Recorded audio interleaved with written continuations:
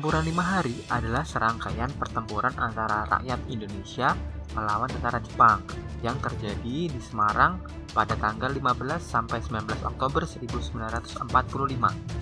Dua penyebab utama pertempuran ini adalah karena larinya tentara Jepang dan tewasnya Dr. Karyadi. Awalnya, pada 1 Maret 1942, tentara Jepang mendarat di Pulau Jawa.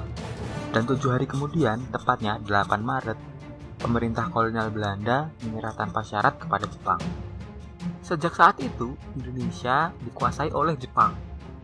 3 tahun kemudian, Jepang menyerah tanpa syarat kepada sekutu setelah dijatuhkannya bom atom oleh Amerika Serikat di Hiroshima dan Nagasaki.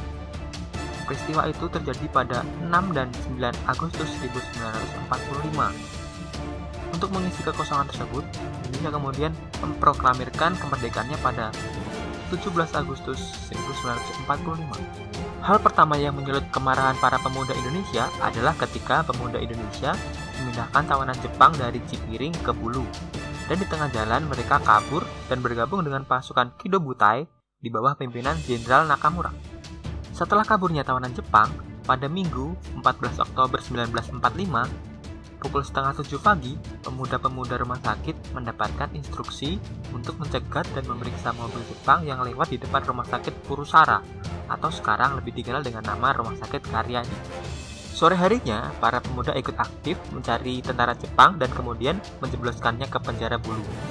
Sekitar pukul 6 sore, pasukan Jepang bersenjata lengkap melancarkan serangan mendadak terhadap 8 anggota polisi istimewa yang waktu itu sedang menjaga sumber air minum bagi warga kota Semarang, yaitu reservoir Siranda yang terletak di Candi Lama.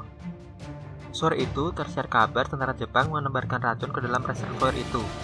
Sebagai kepala rumah sakit Purusara, Dr. Karyadi berniat memastikan kabar tersebut. Dr. Karyadi kemudian dengan cepat memutuskan untuk segera pergi ke sana. Ternyata dalam perjalanan menuju reservoir Siranda itu, mobil yang ditumpangi Dr. Karyadi dicegat tentara Jepang di Jalan Pandanaran. Dr. Karyadi ditembak secara keji.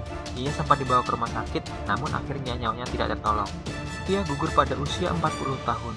Untuk memperingati pertempuran 5 hari di Semarang, akhirnya dibangun Tugu Muda sebagai monumen peringatan dan diresmikan oleh Presiden Insinyur Soekarno pada tanggal 20 Mei 1953. Sekian, semoga bermanfaat dan sampai jumpa di video selanjutnya.